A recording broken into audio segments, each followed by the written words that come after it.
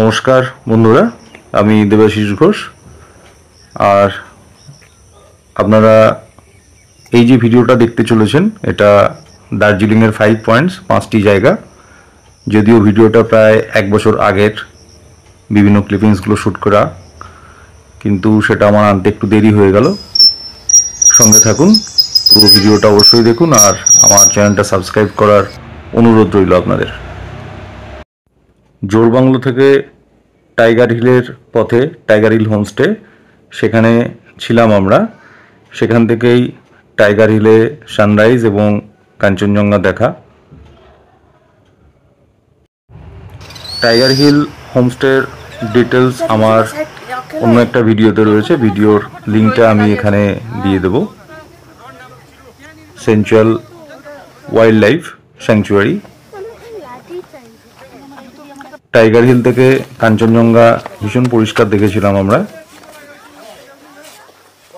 Tiger hill থেকে কাঞ্চনজঙ্ঘা এবং sunrise, তার সঙ্গে এই জোরবাংলো থেকে ডান দিকে যে রাস্তাটা ম্যালে গিয়ে উঠেছে, সেই রাস্তা বরাবর আমরা গেছিলাম।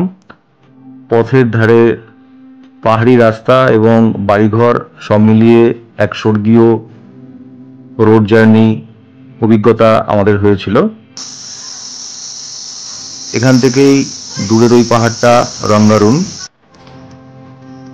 টাইগার হিল, ম্যাল, দার্জিলিং জু, মহাকাল টেম্পল এবং ফেরার পথে বাতাসিয়া লুপ, এই 5টা জায়গা এখানে আমি রেখেছি। সঙ্গে থাকুন, পুরো ভিডিওটা অবশ্যই দেখুন। জোরবাংলো থেকে ডান দিকে এই যে রাস্তাটা, এই রাস্তায় যাওয়ার পথে অসংখ্য শানবাট, তার সঙ্গে সঙ্গে আমুর ফ্যালকান আমি দেখেছিলাম। অবশ্য আমুর ফ্যালকান পরের দিন বাতাসিয়া লুপেও আমি দেখতে পেয়েছিলাম। এটা ম্যাল, বুঝতেই পারছেন। ম্যালের আশেপাশে অসংখ্য হোটেল রয়েছে বিভিন্ন মানের। তবে আমরা যে হোটেলটায় ছিলাম, সেই হোটেল একজন বাঙালির। খাবার দাবার খুব একটা ভালো ছিল না, তার ফলে খাবার দাবারের প্রসঙ্গে আর খুব একটা গেলাম না। আমরা দুরাত্রি এখানে ছিলাম, তাও সেটা আমাদের খুব কম মনে হয়েছে।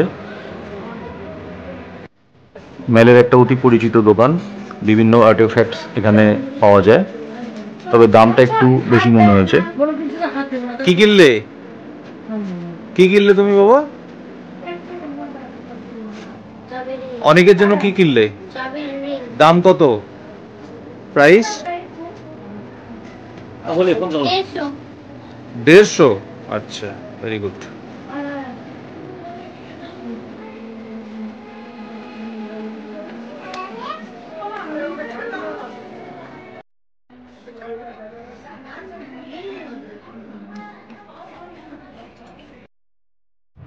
পরের দিন দার্জিলিং জুতে রেড পান্ডার টানে। সান্দাকফুতে গিয়ে রেড পান্ডা কবে দেখতে পাবো জানি না, তবে দার্জিলিং জুতে রেড পান্ডা আমরা খুব ভালোভাবেই দেখেছিলাম। এবং এই রেড পান্ডার কারণেই দেশের অন্যতম সেরা চিড়িয়াখানার উপাধি এই দার্জিলিং জু পেয়েছে এর আগে।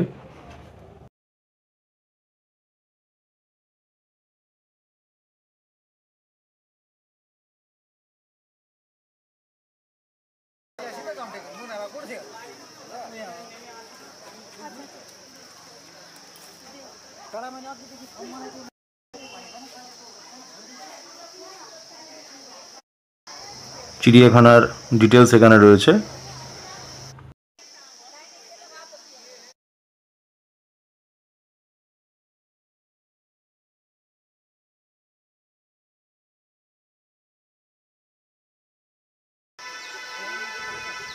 দার্জিলিং চিড়িয়াখানায় আপনাকে স্বাগত জানানোর জন্য রয়েছে রেড পান্ডা।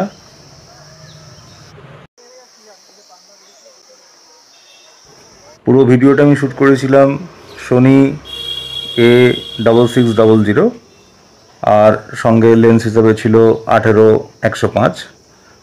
তো আপনাদের বলে রাখি একটা বিষয়, সেটা হচ্ছে এই দার্জিলিং চিড়িয়াখানার ভেতরে এবং আশেপাশে বিভিন্ন প্রজাতির পাখি আমি দেখেছিলাম, কিন্তু টেলিফটো লেন্স আমার সঙ্গে না থাকায় সেগুলো ছবি সংগ্রহ করা আমার পক্ষে সম্ভব হয়নি।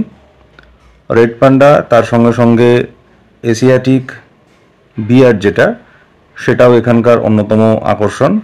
বাকি বিভিন্ন কেজড বার্ডস রয়েছে, হরিণ রয়েছে, হিমালয়ান ডিয়ার, সেগুলো আমরা দেখেছিলাম।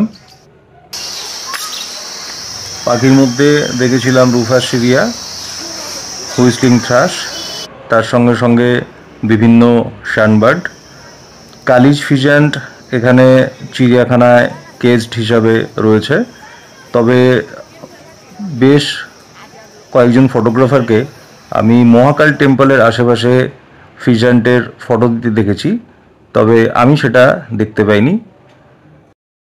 এশিয়াটিক ব্ল্যাক বিয়ারের বর্ণনা, এটা এশিয়াটিক ব্ল্যাক বিয়ারের কেভ। এখানে আপনাদের একটা কথা বলছি, সেটা হলো দার্জিলিং আপনারা কদিন ঘুরবেন, মানে কদিনে ঠিক দার্জিলিং ঘোরা আপনাদের সম্পূর্ণ হবে, বা মনে হবে যে না দার্জিলিংটা বেশ ভালোই ঘুরলাম। অন্তত 4 রাত্রি আপনাদের এখানে থাকতে হবে। মহাকাল টেম্পল, চিড়িয়াখানা, ম্যাল, তার সঙ্গে সঙ্গে rock garden, piece pagoda, Batasia loop, এই জায়গাগুলো কভার করতে সঙ্গে সঙ্গে যদি মনে হয় যে ঘুম স্টেশনেও কিছুটা সময় কাটাবেন, ছবি তুলবেন, তাহলে অন্তত 4টে রাত আপনার দার্জিলিংয়ে কাটালে আপনি দার্জিলিংটাকে ভালো করে কভার করতে পারবেন, এটা আমার মনে হয়েছে। সেক্ষেত্রে দার্জিলিংয়ের ম্যালের আশেপাশে বিভিন্ন হোটেলে আপনি অল্প টাকায় থাকতে পারেন। সঙ্গে সঙ্গে আশেপাশে যে অফবিট ডেস্টিনেশনগুলো রয়েছে, যেমন ধরুন লেপচা জগৎ, দাওয়াই পানি, রাঙ্গারুন, লামাহাটা, এই জায়গাগুলো ঘুরে নিতে পারেন ম্যালে থেকে। রুফাস সিবিয়ার, লম্বঝম্প, তার সঙ্গে সঙ্গে শানবার্ড, এগুলো কেজড বার্ড। এগুলো অবশ্য আমার খুব একটা পয়েন্ট অফ ইন্টারেস্ট ছিল না।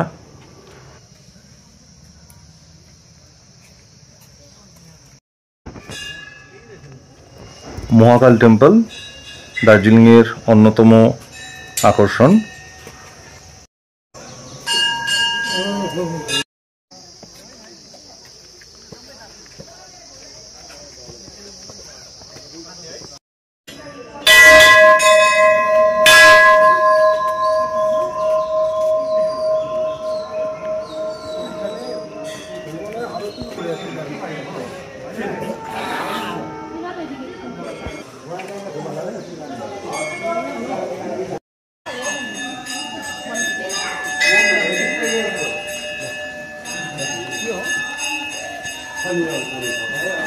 ধূপ নেবে না?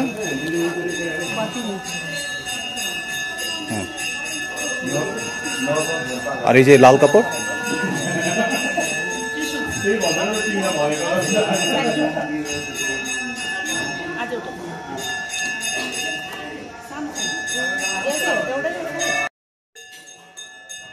এখানেও অনেক পাখি দেখেছিলাম, তার মধ্যে ওরিয়েন্টাল টার্টল ডাভ, স্কিমিটার ব্যাবলার এবং বিভিন্ন শানবার্ডস।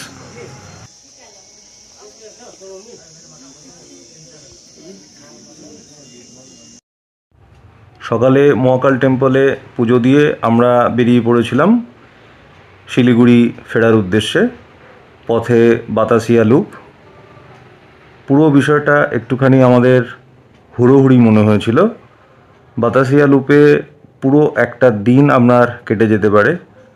পারলে টয় ট্রেনে আপনি যদি টিকিট কেটে রাখতে পারেন আগে থেকে, সেক্ষেত্রে বাতাসিয়া লুপ থেকে ঘুম আপনারা একটা ছোট্ট সাফারিও করে নিতে পারেন, টয় ট্রেনের সাফারি। বাতাসিয়া লুপে এন্ট্রি পয়েন্ট, বাতাসিয়া লুপে ঠিক ঢোকার সময় আমরা টয় ট্রেন দেখতে পেয়েছিলাম।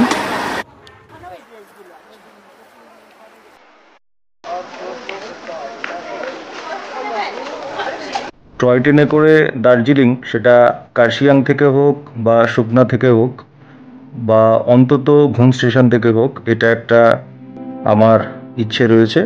দেখা যাক সেটা কতদিনে পূর্ণ হয়।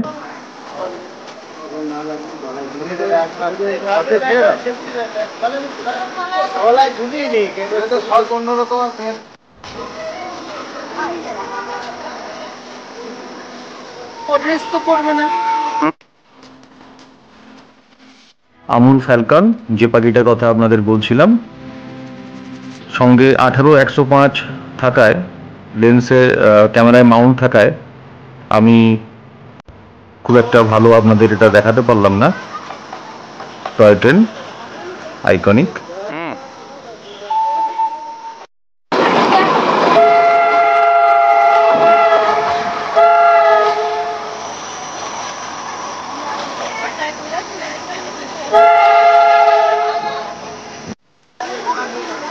বাতাসিয়া লুপে রিল বানানোর হুড়োহুড়ি।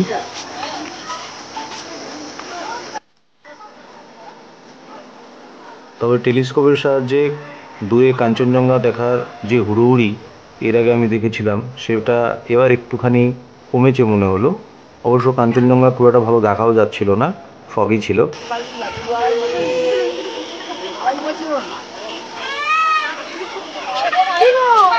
বাতাসিয়া লুপে বেশ কিছুটা সময় থাকার পর আমাদের ঘরে ফেরার পালা। খুব শীঘ্রই আরও একটা ভিডিও নিয়ে আসছি, আপনারা সঙ্গে থাকুন। সেটা অবশ্যই সোনি A6700 এবং 200-600 লেন্স দিয়ে করা বার্ডিংয়ের ভিডিও। ভালো থাকবেন, ধন্যবাদ।